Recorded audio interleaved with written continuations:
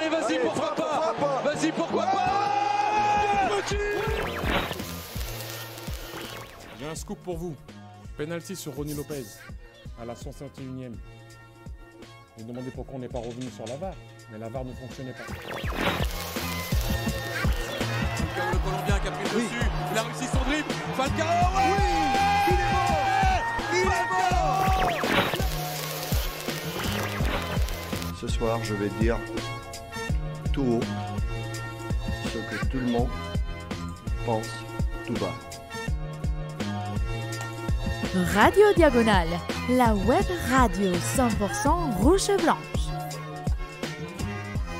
Et bonsoir à tous, salut les Mounégous, bienvenue sur Radio Diagonale pour ce débrief du quart de finale de la Coupe de France et l'AS Monaco qui recevait l'Olympique Lyonnais et qui s'est qualifié sur le score de 2-0 malgré un match et surtout un début de match très très compliqué, on va le voir, on va revenir là-dessus, mais voilà, l'essentiel est fait, l'aventure continue, l'espoir vit toujours, le rêve vit toujours, et du coup ce soir pour débriefer cette qualification, il y aura deux hommes avec moi, il y aura messieurs Patrice et Adrien. Bonsoir à vous messieurs. Salut Boris, salut tout le monde. Bon, messieurs, je le disais, un match qui a pu sembler très très compliqué pendant un bon petit moment, et puis Monaco qui a fait l'essentiel. Donc, en plus face à une équipe un peu comme qu'on aime bien détester, comme l'Olympique Lyonnais, une institution, je dirais même plus qu'une équipe pour faire plaisir à Jean-Michel, ça fait forcément plaisir. C'est double dose ce soir. Hein. Double dose de bonheur, parce qu'il y a la manière, c'est-à-dire qu'il y a la manière dont on sort victorieux de ce match, et surtout, oui, face à l'adversaire, Lyon, voilà, que bien évidemment, il y a tout un passif autour de cette équipe, donc c'est doublement jouissif, le parcours continue, et puis voilà, le fait de pouvoir sucrer Lyon de la sorte, c'est délicieux. Et du coup, match de coupe, mais cependant, on va pas déroger à la règle. On va attaquer par les 3 points qui sont les plus importants, même si c'est de la coupe. Et on va commencer par toi, Patrice. Forcément, le premier point, c'est les qualifications. Ça fait toujours plaisir de gagner, surtout contre l'Olympique Lyonnais, comme le disait Adrien. Une qualification demi-finale en plus, donc on commence vraiment à être à la fin du parcours de la Coupe de France. Donc on commence à entrevoir la possibilité d'aller en finale et peut-être de gagner un titre. Qui plus en plus on a éliminé Lyon qui était une des grosses équipes, donc il resterait surtout Paris comme gros ogre encore qualifié. Le deuxième point c'est la manière, comme disait Adrien, donc pas forcément parce qu'on a gagné avec la manière, mais parce qu'on est vraiment cocu sur ce match-là quand même. Lyon, côté lyonnais, je pense qu'ils peuvent pleurer après cette première mi-temps où ils touchent 3 fois les montants. Et que c'est un fait de jeu qui a ce carton rouge et qui fait complètement tourner le match en notre faveur. On est vraiment chanceux pour moi de remporter la victoire. Et mon troisième point serait plutôt côté négatif, c'est la fin de saison qui risque d'être compliquée, parce que là on commence à enchaîner Fabregas blessé, Jovetic, Diop, les 4 Covidés. Ça commence à enchaîner un petit peu les absences sur les derniers matchs qui vont être tellement importants, donc j'espère que ça va s'arrêter là et que c'est pas grave, surtout pour les 2 joueurs qui sont blessés aujourd'hui. Ouais, du coup, Adrien, ton côté, les 3 points. Le premier point, forcément, le scénario du match. C'est vrai qu'il y a une première mi-temps catastrophique, mais on va dire qu'un coup du sort, finalement, permet aux Monégasques de sortir victorieux. Dans un match très très mal embarqué, voilà, il a fallu un coup du sort, un fait de jeu. Ensuite, donc, je dirais presque même la chance du champion. Je me projette loin, mais c'est vrai que c'est une victoire vraiment à l'arrache, presque imméritée. Et puis en troisième point, c'est dans 10 jours. Dans 10 jours, il y a pas le droit à l'erreur. C'est-à-dire qu'on reçoit Lyon. Et là, c'est dans la course au titre. Déjà la course aussi au podium pour les évincer directement. Là, je veux pas de fioriture et je veux pas du tout qu'on entame le match de cette même façon. La victoire, sinon rien. Et du coup, je vais conclure avec cette section avec mes 3 points à moi. Ça va un petit peu se rejoindre. Le premier, c'est vraiment, on a vraiment introduit là-dessus, mais ça fait presque encore plus plaisir. Ce match, il avait un côté frustrant au début, mais à un moment donné, on a commencé à se dire que ça pouvait que finir par bien tourner quand on avait autant de chance. Et puis, voir les Lyonnais rager comme ça à la fin, succulent. Tout de suite en après-match, une interview de Marcelo en train de presque de pleurer. C'est là, dès que le Blu-ray 4K va sortir, je vais me l'acheter, ça c'est sûr. Là, demain, je vais écouter l'after en podcast. Je prie de tout mon cœur pour que Lionel rageux dedans, que Lionel soit là, exactement. En intraveineuse direct. Noël. Et Noël, il va appeler exprès pour traiter Stéphanie Frappard de connasse, peut-être, je sais pas, mais en tout cas, ça fait forcément plaisir. Effectivement, il faudra faire gaffe que dans 10 jours, il se venge pas là-dessus. Le deuxième point, c'est la propagande d'Amiens, à laquelle évidemment je m'associe, qui continue pour cette fameuse Coupe de France, les 30 ans, l'anniversaire, a sorti les archives. C'est ça la dernière fois qu'on a gagné la Coupe de France. C'est 30 ans, c'est un âge respectable, mais il serait quand même temps d'y remédier. Et puis même le rêve du doublé qui continue pour faire plaisir à Damien. On peut encore y croire. Et puis le dernier point, ça sera juste plutôt une note d'hommage, un petit hommage à quelqu'un qui vient de nous quitter à un âge très jeune.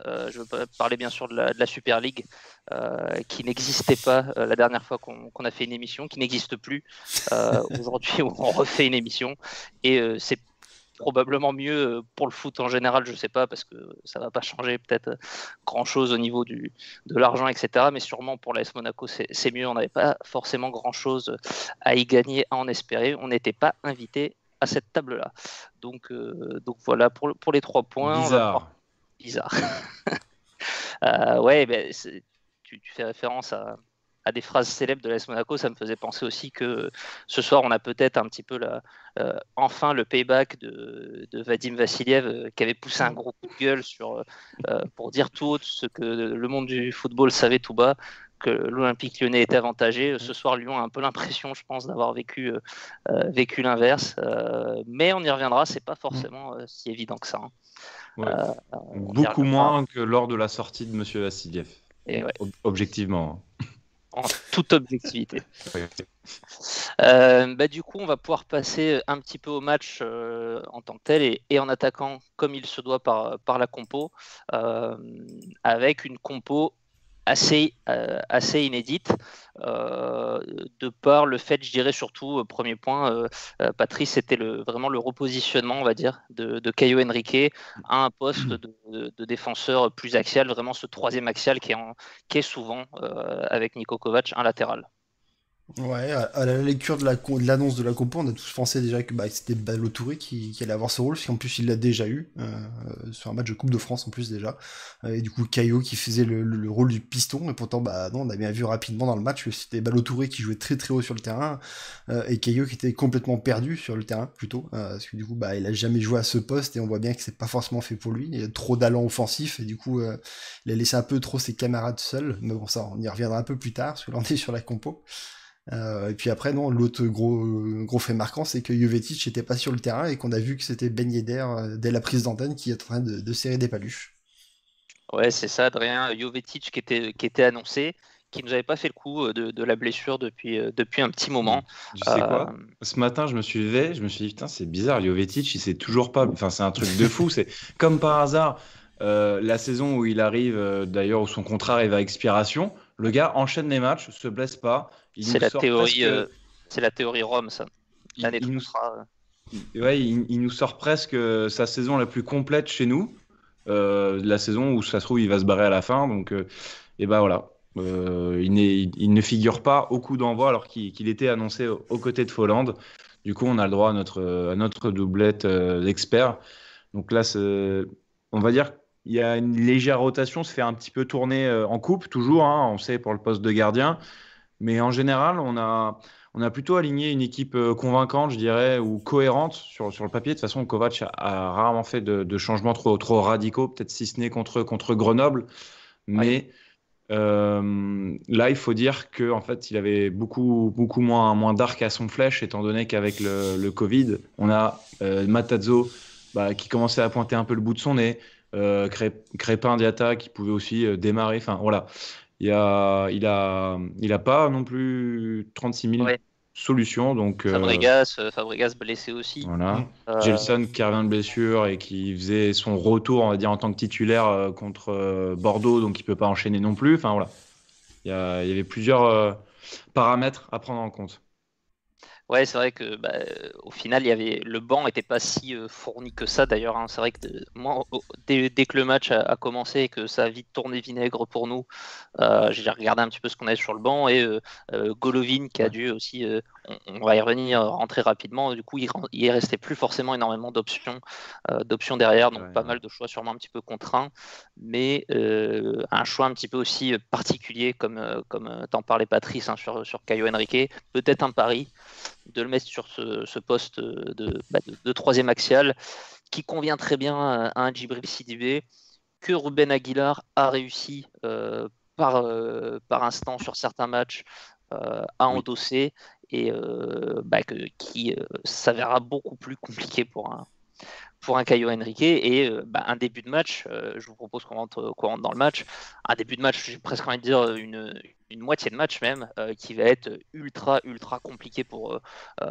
l'AS Monaco, avec une première mi-temps où Monaco se fait complètement marcher dessus, Patrice, n'arrive pas à faire quoi que ce soit du ballon et est en grande difficulté face à l'OL.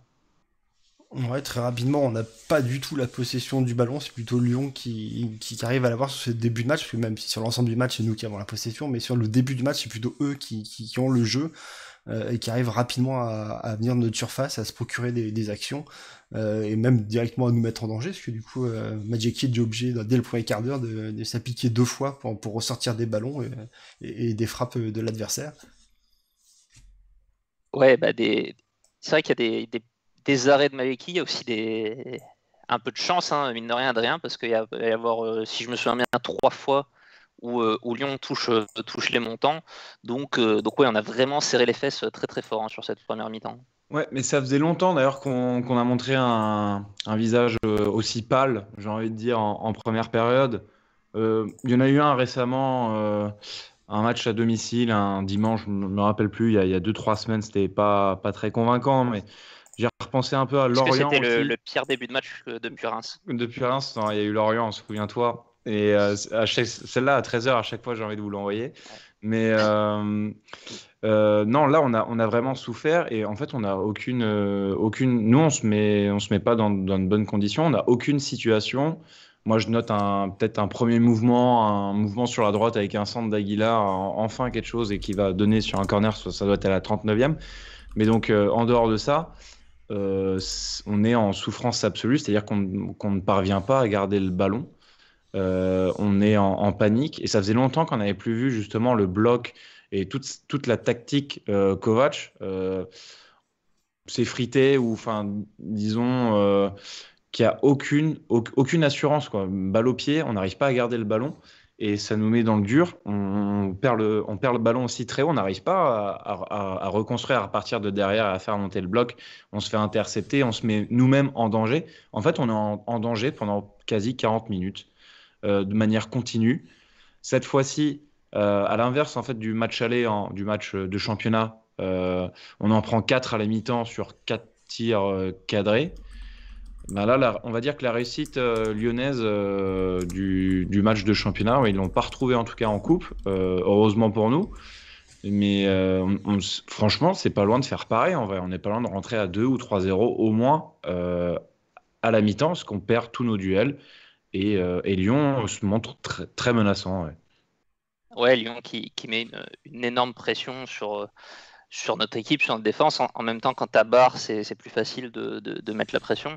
Celle-là, elle est pour les haters.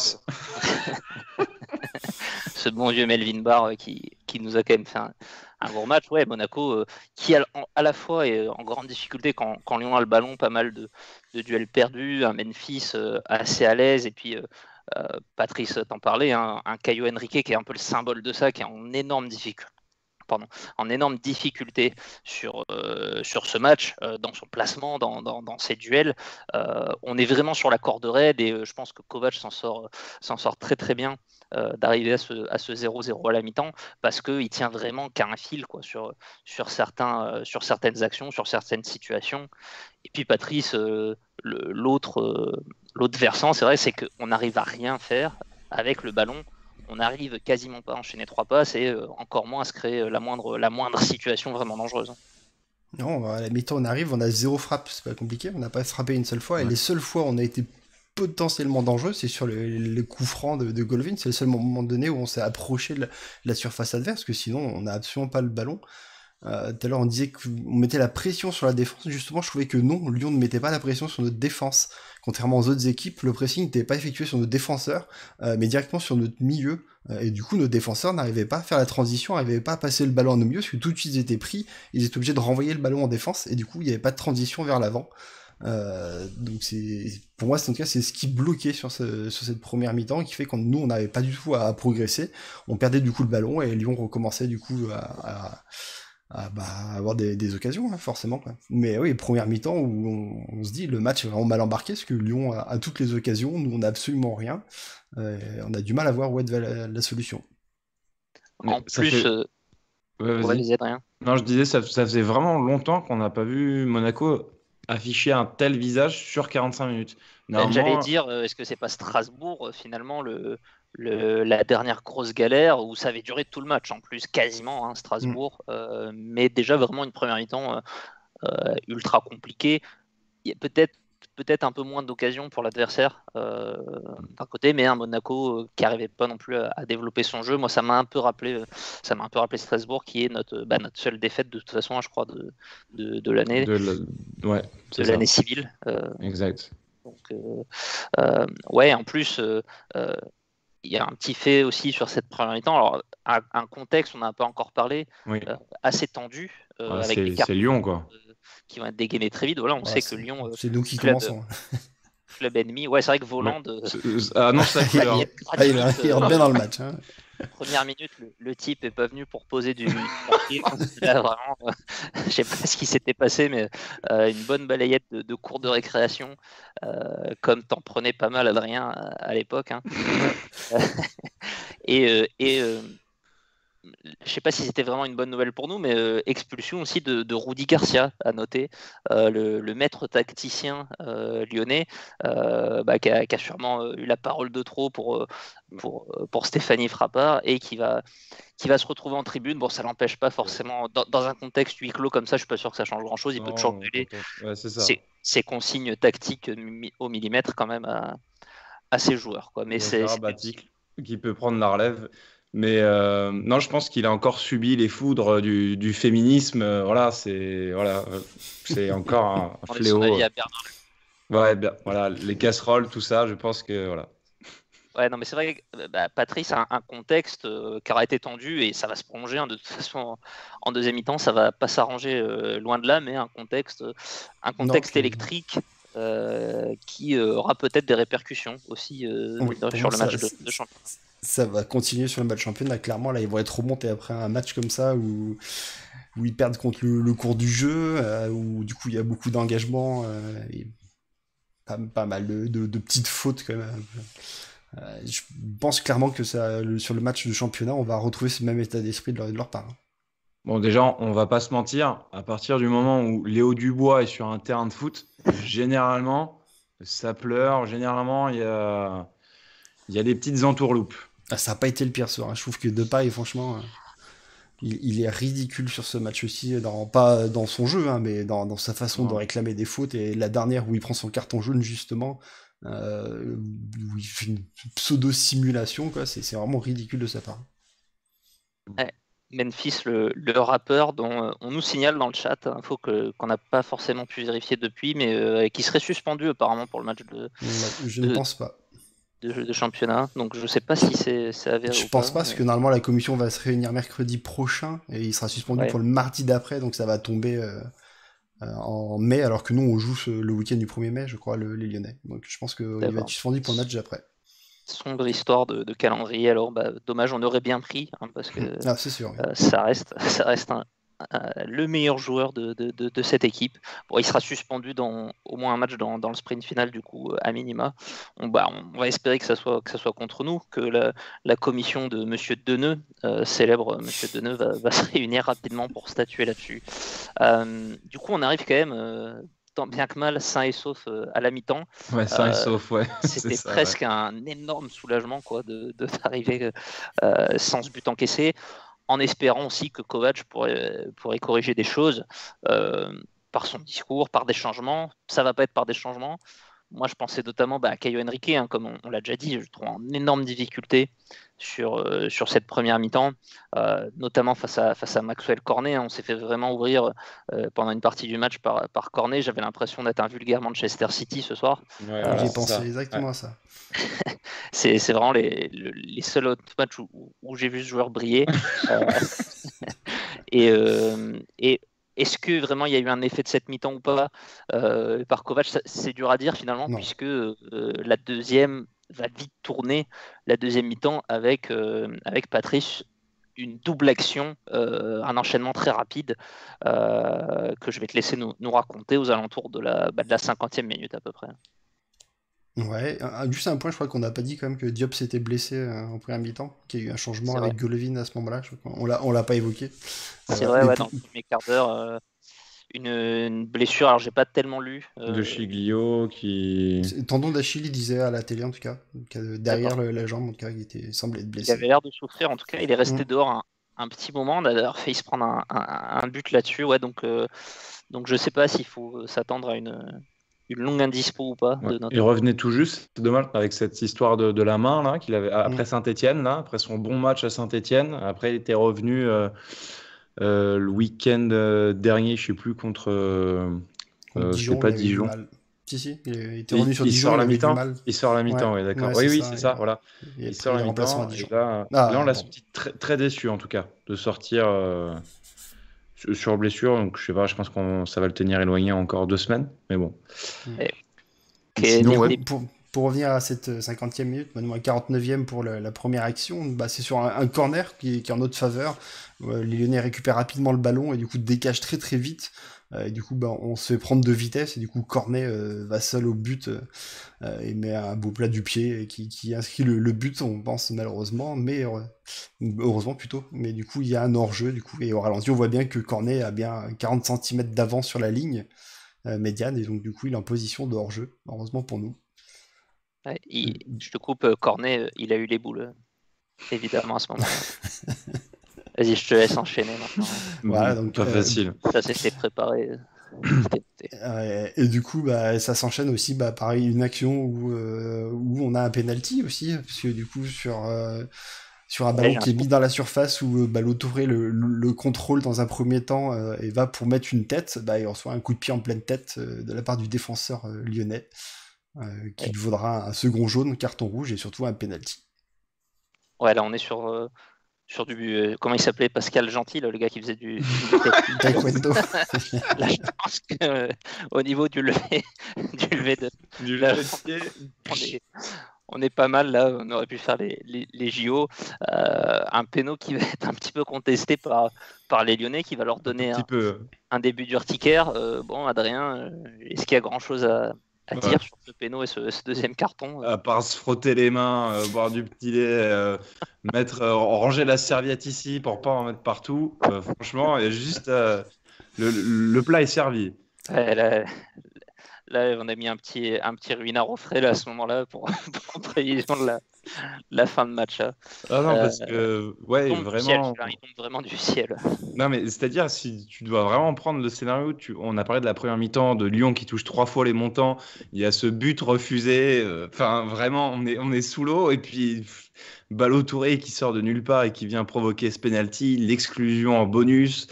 Olas qui quitte le stade. Enfin bon, il y avait absolument tout. Donc voilà. Maintenant, Wissam. On sait qu'en ce moment, l'exercice est un petit peu délicat, c'est-à-dire que c'est 1 sur 2. Donc, on ne savoure pas tant que c'est pas au fond. Et bon, Wissam avec un petit temps d'arrêt va réussir à tromper le gardien lyonnais. Un gros temps Penax. d'arrêt, diront certains. Ouais. Mais bon. Ce sur quoi d'ailleurs les Lyonnais ont essayé de gratter encore et de contester. Ouais, ça n'a pas dérangé Stéphanie Frappard. Donc c'est validé. On prend, hein, pour nous. Pour nous, c'est on prend. À ce moment-là du match, on prend. Ouais. Ouais, et puis voilà, Monaco qui a quasiment rien fait du match, qui se retrouve à 1-0 à 11 contre 10. Bon, le match a vraiment basculé. Je sais pas si pour toi, Patrice, c'était du tout cuit à ce moment-là, ou est-ce que Lyon reste quand même une équipe dangereuse. Est-ce que toi, tu craignais encore, ou est-ce que tu étais encore prudent à ce moment-là? Ah bah bien sûr, il n'y a que 1-0, et même s'ils sont à 1 de moins, ça n'empêche pas qu'une équipe peut revenir, Lyon ou pas Lyon, hein, c'est pas auto-win d'avoir un but d'avance et à jouer avec un jour de plus. Hein. C'est pas la première fois qu'une équipe réduite se surpasse et va chercher le résultat. Surtout qu'ils sont à domicile et ils ont prouvé sur la première mi-temps qu'ils étaient largement supérieurs à nous. On l'a déjà fait, notamment un Monaco-Lyon, 3-2, Ronny Lopez, et c'était Keita Baldé qui était expulsé avant la mi-temps. Ouais. Exact. Et Montpellier qui l'a fait hier face à Canet-Roussillon aussi. Pas forcément les mêmes équipes, mais bon. Ce bon vieux Vittorino Hilton qui nous a quand même pris un rouge et qui n'a pas empêché le MHSC de se qualifier. Mais voilà, on n'est pas encore c'est pas encore fait à ce moment-là évidemment du match, mais la pression qui va déjà redescendre un petit peu, et puis Monaco qui va définitivement se mettre à l'abri, Adrien, une dizaine de minutes plus tard, par l'intermédiaire de son serial buteur allemand, j'ai nommé l'inarrêtable Kevin Volland. Kevin Volland, du coup, si tu avais fait LV2 allemand, tu le saurais. Dans la surface, quand il frappe, voilà, c'est toujours quasiment cadré. On a eu des stats qui étaient passés la semaine dernière, je crois, comme quoi vraiment dans la surface, c'est un tueur. Alors qu'on l'avait vraiment pas présenté, on l'avait vraiment pas perçu comme un joueur capable, avec ses capacités de finition, de finisseur, et c'est admirable. Il envoie vraiment une praline. Je sais pas, ça n'a pas été flashé, mais elle est très puissante. Elle vient se loger sous la barre. Donc 2-0, là on se dit c'est terminé, on se dit c'est bon, on est serein, mais on a envie de plus, tu vois, c'est Lyon en face, ils sont à 10, voilà, ça chouine, on a toujours envie de plus. Insatiable. Donc voilà, exactement. Mais là-dessus encore, pardon, parce que je n'ai pas trop décrit le but, mais c'est Ben Yedder qui s'engouffre un peu dans la surface et qui finalement, je pense, s'en mêle un peu les pinceaux et va libérer le ballon pour Volland, qui lui va armer une frappe surpuissante, voilà, comme je disais, et donc 2-0. Ouais, et puis mine de rien, c'est vrai que c'est pas forcément la plus belle passe décisive de Ben Yedder, mais on a longtemps regretté l'absence de complicité entre les deux. Mine de rien, il y a une belle action déjà contre Bordeaux entre les deux, passe de Ben Yedder pour Volland. Il y en a une encore aujourd'hui. Peut-être il y en a une à Dijon. Il y en a une 1-0. Ouais. Donc peut-être que ça commence aussi un petit peu à tourner entre ces deux joueurs, une petite complicité qui s'installe. Là voilà, bon, il reste une demi-heure à jouer à ce moment-là. Il y a encore du temps, mais on voit que déjà Lyon abdique un petit peu, va rapidement abdiquer de par ses changements, notamment. On va vite voir qu'ils vont. Tu veux parler de l'entrée de Slimani? Ouais, Slimani qui va en rater une belle d'ailleurs sur la fin de match.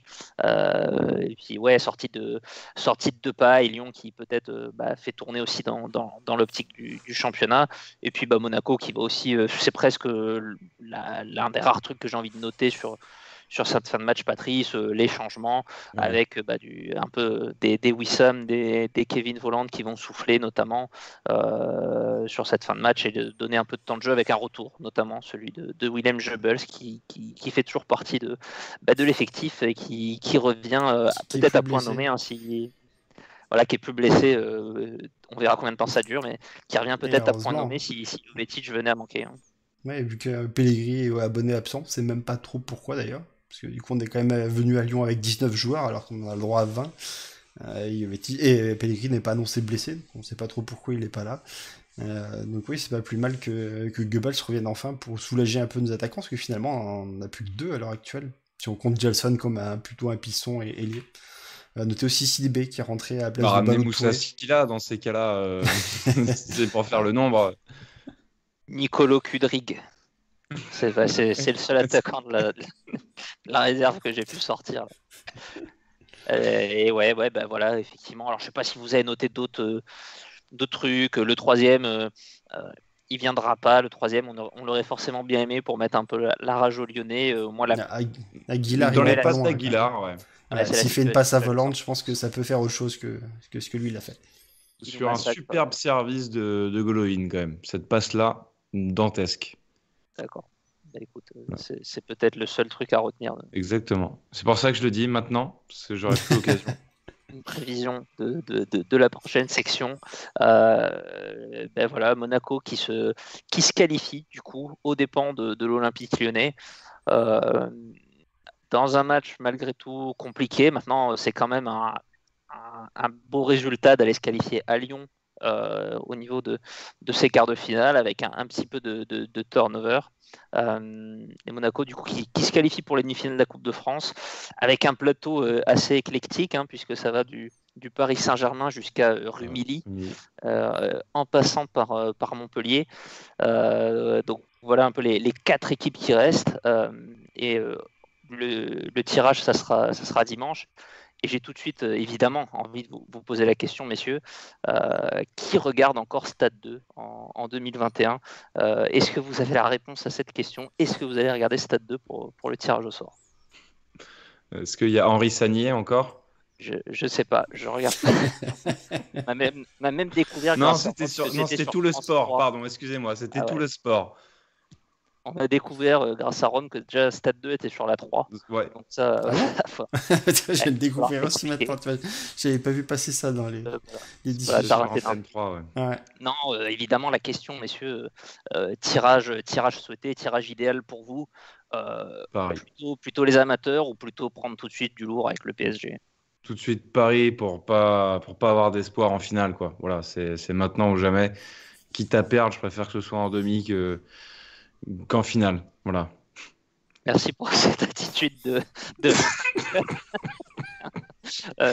Toi, Patrice, sur la même ligne ou Ouais, plutôt, s'il y a à choisir, je pense qu'il vaut mieux jouer. Et encore, de toute façon, à ce niveau-là, maintenant de compétition, je pense que c'est ce tour-ci qu'il fallait prendre le PSG, où on aurait pu avoir plus de chance, surtout qu'ils étaient un peu plus décimés sur une demi-finale ou une finale, ça va commencer à être plus compliqué. Je pense que là, ils vont vraiment jouer à fond. Faut voir en fonction du mais à choisir, calendrier. ouais, je préférais peut-être les prendre maintenant que les prendre sur la finale. Je redoute un déplacement à Montpellier. Là, ça me ferait vraiment chier comme tirage au sort. Ouais, c'est vrai que moi, je suis un peu Ça friand. tourne bien en ce moment, ce serait pas le bon moment d'aller faire un déplacement là-bas. C'est jamais facile, en plus, d'aller D'aller à la Mosson. à la Mosson. Non, mais c'est vrai que si on part du principe qu'on sera obligé de passer sur le corps du PSG pour gagner cette coupe, il vaut mieux que ce soit à domicile en demi-finale a priori que chez eux ou en finale au Stade de France. Chez eux aussi. Ouais, on peut le voir comme ça. Ils ont tellement l'habitude d'y jouer et puis c'est juste à côté. La seule doute qu'on peut avoir, c'est est-ce qu'on peut avoir un club ami dans le Montpellier Hérault comme valeur d'appoint pour éliminer le PSG à notre place. Ce serait quand même bien sympathique, mais bon, c'est des paris qui marchent rarement. Courbis l'avait fait, attention. Voilà, il l'a fait. Est-ce que Derzac peut le faire aussi? On peut avoir un mini espoir là-dessus, mais c'est vrai que j'ai l'impression qu'on peut peut-être compter que sur nous là-dessus. Donc voilà, si le déplacement à Rumilly, il peut être bon à prendre quand même parce que c'est une petite équipe et je pense qu'on n'aurait pas de mal à se qualifier pour la finale. Maintenant, à choisir entre ça ou recevoir le PSG, les autres tirages, déjà éviter de se déplacer, que ce soit à Montpellier ou à Paris, ce serait l'idéal. Bon, donc il n'y a que 3 équipes qui restent, tu nous as parlé des 3, quoi. En gros, non, je peu ne veux importe. pas Montpellier, ça c'est sûr. D'accord. Je ne veux pas Montpellier. Donc voilà, soit on va à Rumilly, soit on reçoit le PSG. Mais je te voilà, suis. Pas de souci. Et du coup, on va pouvoir passer aux prestations individuelles et puis on va attaquer par les habituels top et flop. Et on va attaquer Patrice, tu voulais nous mettre l'ami Fofana, je crois, en top. Ouais. C'est toi qui as un petit peu insisté pour ce joueur. Ouais, Adrien l'avait aussi nommé de ces deux joueurs. Moi, c'est surtout sa première mi-temps, parce que pour moi, si on arrive à faire le 0-0, c'est en grande partie grâce à lui. Parce que bon, pour moi, c'est plus le gardien de but hein, qui a vraiment à mettre devant sur ce match-là. Fofana joue vraiment le pompier de service sur pas mal d'occasions. Il va récupérer des ballons dans la défense, hein, pas au milieu de terrain, dans la défense carrément, et ressort les ballons plutôt proprement. Et du coup, ça a vraiment cassé pas mal d'actions lyonnaises qui auraient pu être dangereuses. Donc j'ai beaucoup aimé sa première mi-temps. Je trouvais qu'on l'a beaucoup plus vu que Tchouaméni, contrairement à d'habitude où c'est plus Tchouaméni qui est mis en avant. Après, sur la deuxième mi-temps, on l'a clairement pas vu, très très peu. Bon, après la deuxième mi-temps un peu particulière, parce qu'on met rapidement 2 buts et après il n'y a plus trop de jeu même du côté lyonnais. Donc voilà. Donc bien aimé sa première mi-temps en tout cas. Ouais, Adrien, de ton côté, si je te laisse le choix entre l'allemand ou le polonais, est-ce que tu as une préférence? Bah, clairement l'allemand, hein, même si c'est pas non plus incroyable son match. Hein, toute la première période, elle est un peu à jeter. Certains diront encore qu'il y a un but pour sauver son match. Je dirais que c'est un peu plus que ça quand même, mais bon, pas incroyable. Et pour moi, Maïki en top, je suis pas du tout convaincu par ce choix. Je n'étais pas là, ou disons que je n'avais pas encore mis le son et je ne vous entendais pas.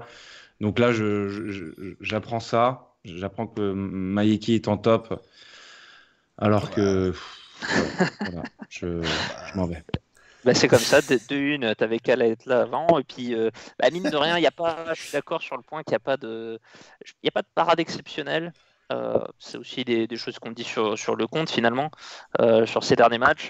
Maintenant, à la fois, je dirais que c'est un peu un choix par défaut, dans le sens où on a quand même fait un match collectivement qui est plutôt raté ce soir. Hein. On l'a dit, alors c'est sûr qu'à partir du moment où on s'est retrouvé à 11, on a été moins embêté, mais on n'a pas forcément fait des grandes choses dans le jeu. Sur la première mi-temps, il n'y a pas grand monde à ressortir en positif. Et mine de rien, Maïki, avec ses quelques arrêts, il a de la chance, il a été suppléé aussi par ses poteaux et sa barre, mais il y a quand même Il fait rien. Arrêts. Il dégage des 2 points comme ça c'est des chandelles. Sur la frappe de Paqueta, il fait limite une faute de main. Elle est pas loin de finir dans les cages. Je sais pas si tu vois cette action à laquelle je fais allusion. En fait, il n'y a aucune sérénité qui se dégage chez ce gardien. Au pied, bon, bah voilà, c'est un gardien. Mais ce que je voulais dire, c'est que en gros, il n'y a pas vraiment de truc qui permet de te dire ouais, c'est bien, il ressemble en plus un peu physiquement à Quentin de chez nous, mais en moins gros. Mais il y a que ça que je lui trouve. Et encore, est-ce que c'est vraiment une qualité? J'en doute. C'est pour ça qu'il est en top. Donc voilà. Ouais, bah moi, je mets quand même d'être polonais en qualité. Donc voilà, vu qu'on est dans les arguments d'autorité. Et ouais, bah, est-ce que c'est quand même mieux que Volland qui ressemble vite fait à Damien? Enfin, ça, c'est d'après Damien. On n'est pas obligé d'être d'accord. Quand on disait qu'il était gros, à l'époque gros de Kevin Volland, il y avait une petite ressemblance. Ouais, avec le Damien maigre, mais qu'on n'a jamais vu du coup. Patrice, sur les flops, bon, à la limite, j'ai envie de dire que Caio Henrique, on a peut-être déjà fait le tour. C'est un poste, on a testé, on espère ne plus jamais revoir ça. Hein. Je pense qu'on est tous d'accord là-dessus. C'est pas fait pour lui, c'est pas ses qualités, et en plus, ça n'utilise pas ses vraies qualités. Donc, Non, clairement, puis même je trouvais que plus intéressant la rentrée de Sidibé qui a réajusté la défense et on a été beaucoup plus serein, j'ai trouvé, sur la fin de match. Bon, après, on gagne 2-0 aussi, c'est plus facile. Mais je trouvais on avait complètement laissé le ballon aux Lyonnais et du coup, c'était plus simple de cette défense-là. Très dur pour lui d'arriver à se positionner, tout simplement, parce que du coup, il a ses talents offensifs, il a tendance à vouloir monter très haut. Du coup, il se retrouvait très souvent au même niveau que Ballo Touré, ce qui laissait très souvent la défense seulement à 2. Les attaquants lyonnais sont très rapides quand même, donc c'était compliqué. Donc, non, clairement pas à refaire pour moi. J'aurais trouvé ça plus logique de faire l'inversion avec Ballo Touré plutôt à sa place. Ouais, je pense que Ballo Touré souffre un peu des mêmes problèmes, hein, dans le sens où... Ah, je dis pas forcément qu'il est meilleur non plus à ce poste-là. Hein. Après, quand j'ai vu le désastre Caio, j'aurais été curieux de voir l'inverse, hein, juste par curiosité. Mais c'est vrai que Ballo Touré, Il a déjà prouvé par le passé que... Il a les mêmes défauts défensifs. Je pense que Caio Henrique, il a les rares qualités qu'on peut éventuellement lui trouver, elles sont plutôt du côté offensif, si on veut vraiment chercher. Athlétique, peut-être. Ouais, voilà. Mais du coup, bon, c'est vrai que la solution, c'était peut-être tout simplement de mettre un vrai central ou de mettre Sidibé dès le départ.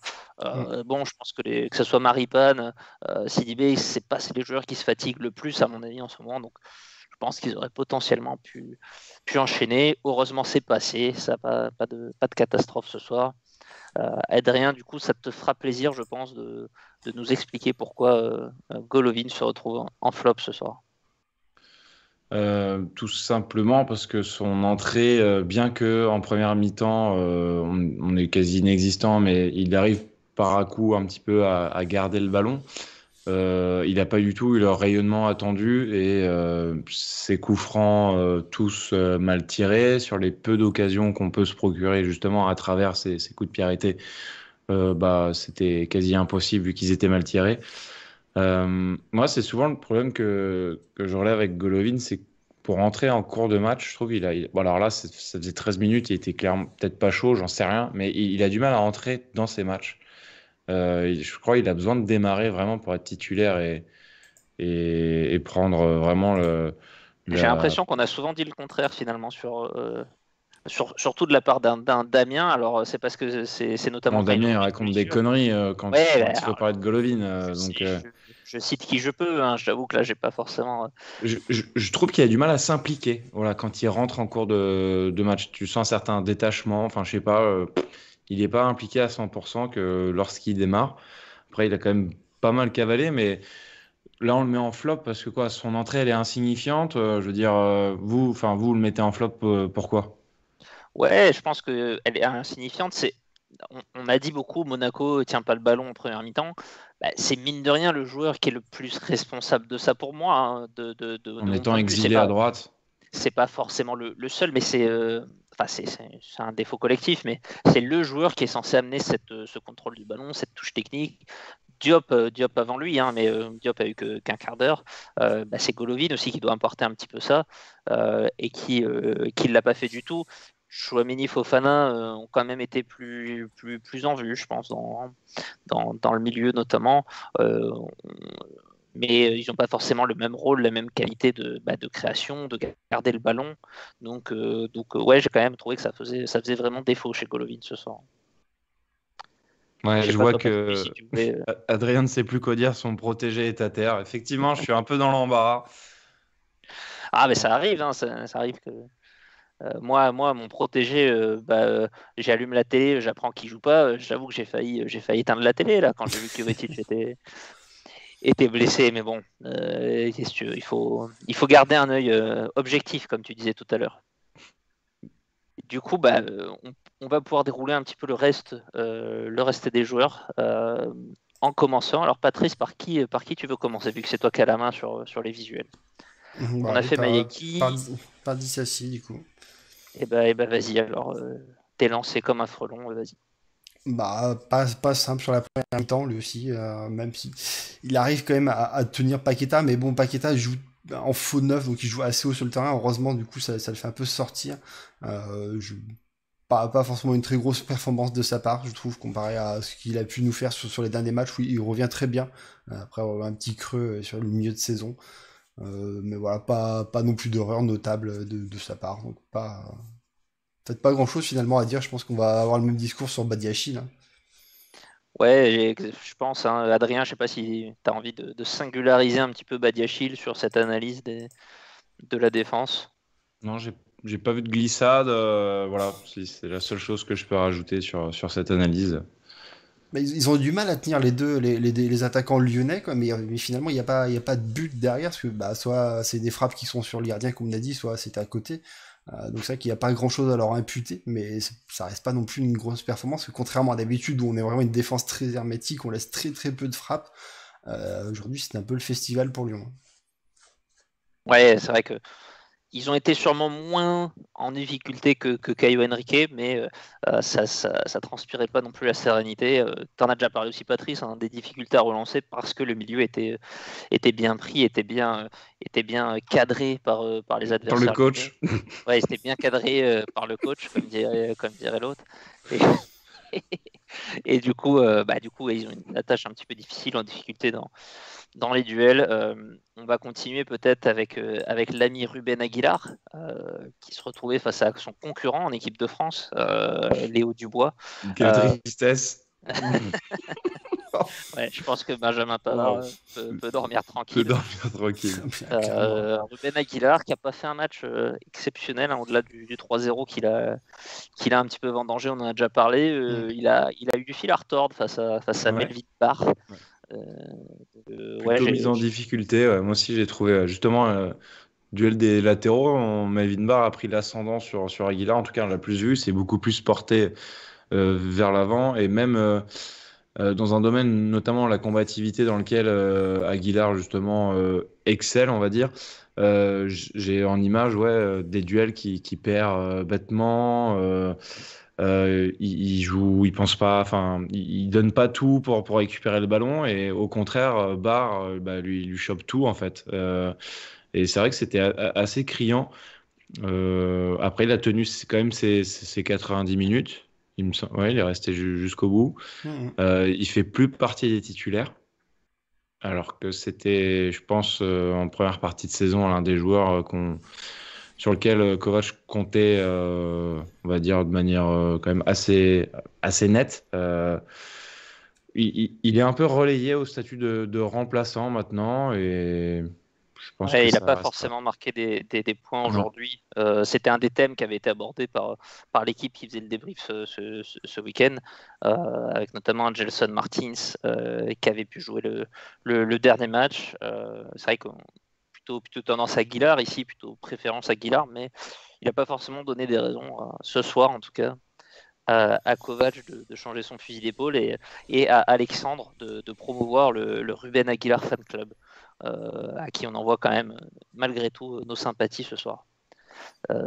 Patrice, je propose de continuer avec Fodé Ballo-Touré, qui à son crédit n'a pas été catastrophique. Non, ça va, même si du coup sur un poste qui est pas vraiment le sien non plus, parce que là il joue une sorte de piston très très haut, il s'est retrouvé limite ailier pendant tout le match, on l'a pas vu énormément en défense. Grâce à lui, du coup, on a ce penalty, et il est auteur aussi d'une très belle talonnade pour Ben Yedder, hein, qui fait une belle frappe mais qui a arrêté. C'est le meilleur usage de sa tête qu'il a fait depuis qu'il est à cause. Donc voilà, je leur reprochais d'avoir stupidement essayé de mettre un coup d'épaule à un défenseur lyonnais là, quand il y a quasi une sorte de penalty sur lui, et du coup il essaye de se faire justice lui-même. Je trouve ça très stupide de sa part. Ouais. À ce moment-là, il faut pas rentrer dans le jeu du tout, quoi. Faut laisser. C'est un coup, franchement, à prendre un carton rouge pour rien, ça.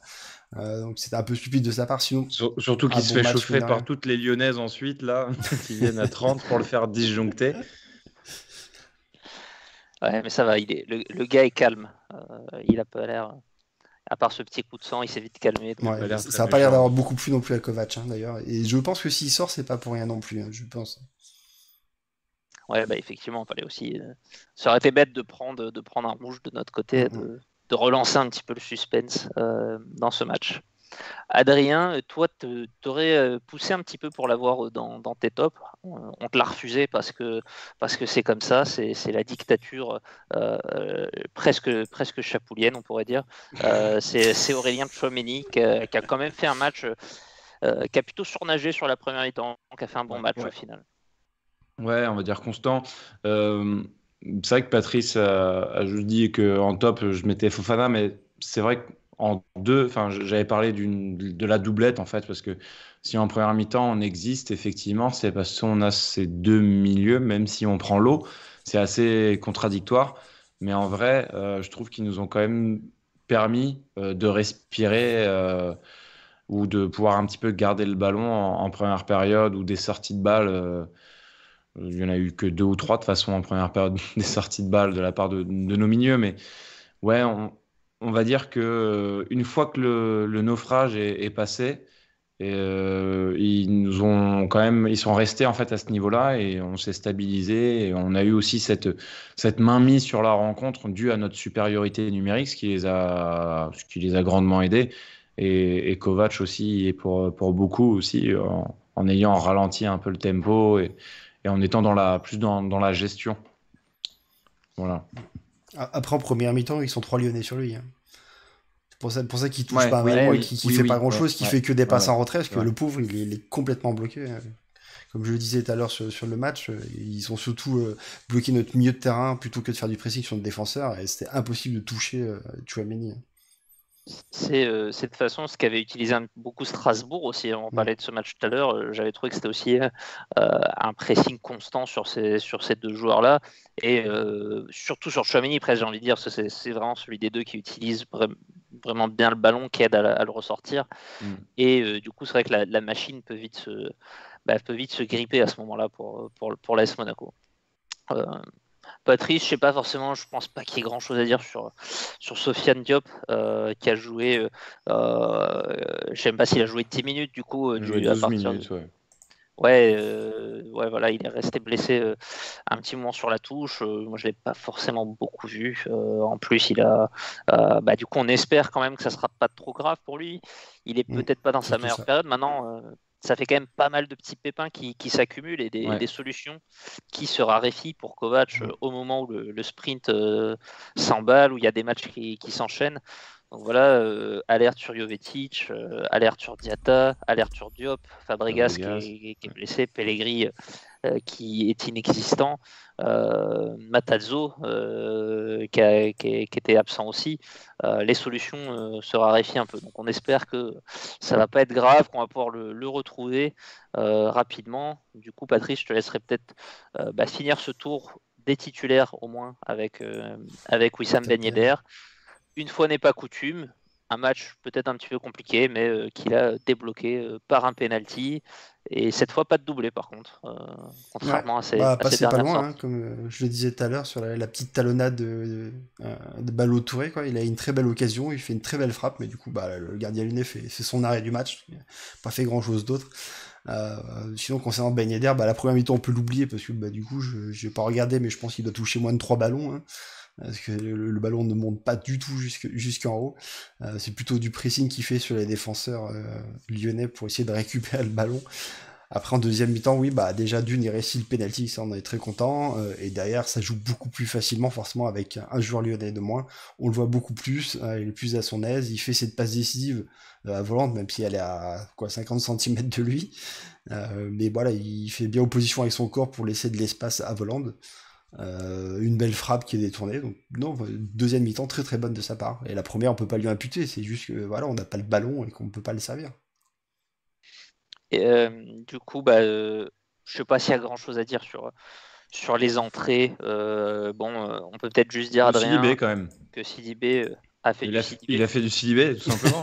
Voilà. Et ça fait longtemps qu'on l'avait pas dit, c'est tout ce qu'on lui demande. Ouais, non, une intervention quand même. Il est rentré. Ouais. Une intervention cruciale devant Karl Toko et Cambi. C'est vrai. Donc, voilà, c'est tout ce que je relève. Mais non, c'est bien. Voilà, et, on l'a déjà dit. On te le souhaite. Jebels et Gelson qui vont rentrer. Patrice, je crois pas qu'il y ait grand-chose à noter. Non, on est content que Goebbels soit revenu et qu'il ait eu le temps de jeu. Ça fait toujours une solution de plus, sachant qu'elle se raréfie en ce moment, donc c'est toujours ça de plus. Ouais. Et on peut espérer, on peut que lui souhaiter d'enchaîner. C'est ça le problème avec ce joueur de toute façon. Hein. Là, il reste. Je ne sais pas si on peut espérer grand-chose sur cette fin de saison, mais ça sera. C'est sûr que si Pellegrini et Jovetic sont out pour plusieurs matchs, c'est toujours mieux d'avoir ça que rien entre guillemets. Et puis on verra en espérant qu'au moins pour le Monténégrin qui était quand même dans une forme plutôt bonne, ça soit pas trop grave et qu'il puisse nous revenir rapidement. On sait même pas en fait de quoi il s'est fait Malou. Hein. Jovetic, on a juste zéro info quoi. Ouais, non, parce que en prise d'antenne sur France 3, il disait ouais, il a eu un coup contre Bordeaux, mais tu le découvres pas 5 minutes avant le match en ayant donné Jovetic sur la feuille de match. Donc j'imagine qu'il y a Je pense une bien qu'à alerte. l'échauffement, il s'entraîne moins durement que lors des entraînements collectifs, quoi. Donc ma foi, on va attendre les news, le fameux communiqué médical, on va Du l'espérer. docteur Philippe Coens. Ah, Exactement, le doc. Voilà, on va espérer qu'ils nous reviennent et la transition est toute trouvée. On va espérer qu'ils nous reviennent dès ce week-end, puisque Monaco rejoue ce dimanche un match, Adrien, qui est jamais facile puisque ce sera un déplacement au SCO d'Angers. à Angers, au stade Raymond Kopa. Qui tourne bien en plus en ce moment. Qui tourne très bien depuis que Steph Moulin a dit qu'il. La dernière face à Steph Moulin, ça ferait quand même un petit pincement au cœur. Ouais, Steph Lamoule, j'espère qu'on pourra retrouver sur un banc de Ligue 1. Mais c'est vrai que. L'avantage, c'est que ça sera à huis clos, donc on pourra bien l'entendre. On pourra profiter, Monsieur l'arbitre, j'espère que ce sera Stéphanie Frappard au sifflet, parce que là, je peux vous dire, au bout de 5 minutes, Moulin, il est en tribune. Écoute, voilà, on espère que on fera les adieux en bonne forme à Stéphane Moulin. On espère une victoire. Le sprint final, on l'a déjà dit, il est fou dans cette Ligue 1. 4 équipes en 4 points. Tout est encore ouvert, tout est encore possible pour aller chercher les Coupes d'Europe, la plus grande si possible. Et qui sait, peut-être mieux. Donc voilà, le match c'est dimanche 17h, donc logiquement un débrief dans la foulée, dans la soirée en tout cas. Messieurs, je ne sais pas si vous avez quelque chose à rajouter sur ce match, cette qualif, cette saison, quoi que ce soit d'autre. Mais tu viens de parler, voilà, de notre pain quotidien reprend avec le championnat, mais voilà, il y a la qualif ce soir, donc ça continue aussi pour nous en Coupe de France. On est toujours sur on a vraiment le droit à une deuxième partie de saison totalement excitante. On était vraiment loin de penser à tout ça fin décembre, après un 2-2 contre Saint-Etienne et un 3-0 qu'on prend dans les dents contre Lens. Et voilà, il y a Clément encore Michelin Game. il y a Lyon, dans 10 jours. Et finalement, là, je regardais aussi sur notre calendrier de Ligue 1. On va rencontrer 3 équipes contre lesquelles on a perdu. Tu vois, on a eu Rennes, Lyon, Lens. C'est calendrier quand même assez compliqué. Mais voilà. On ne peut pas jouer Dijon et Bordeaux tous les week-ends, malheureusement. Non, ni Angers, ouais. Donc ouais, c'est vrai que le sprint se complique. Il se complique pour d'autres aussi. Il y a un Lille-Lyon qui va être ce dimanche, particulièrement à suivre. Lyon-Lille d'ailleurs, je pense, dans ce sens-là, qui va être particulièrement intéressant à suivre pour nous, d'autant plus si on gagne, on pourra ramasser les pots cassés de ce match-là, en profiter pour reprendre des points. Ça faisait, juste pour terminer sur une stat, ça fait 17 victoires sur 20 matchs depuis l'année civile. Alors, l'année est complètement folle, 17 victoires, une défaite. Et du coup, j'en conclus 2 matchs nuls, puisque il y a quand même un peu de niveau en maths ici. Donc non, ouais, je pense que même à l'échelle de l'Europe, ça doit être potentiellement la meilleure série, en tout cas une des toutes meilleures. Voilà, c'est complètement fou ce qui se passe. On vit une saison quand même de très grande qualité. Il manque la Coupe d'Europe pour parler peut-être de saison exceptionnelle, mais c'est peut-être on verra où ça se termine. Potentiellement la deuxième plus belle depuis qu'on est remonté. L'aventure continue pour nous aussi. Du coup, je vous donne rendez-vous ainsi qu'à tous les auditeurs dimanche pour ce débrief. On l'espère d'une victoire contre Angers. Et puis, les émissions habituelles continueront par la suite. On va vite revenir notamment avec notre mur des légendes. Et puis les débriefs jusqu'à la fin de saison. Patrice et Adrien, je vous souhaite une excellente soirée. Merci de m'avoir accompagné. Et puis, il y aura un Fantasy Mercato aussi. Ça, on va recruter des Ronaldo et Messi pour aller jouer l'Europe. Allez, messieurs, il est temps de s'arrêter. Bonne soirée à tous et bien sûr, Dage Mounegou.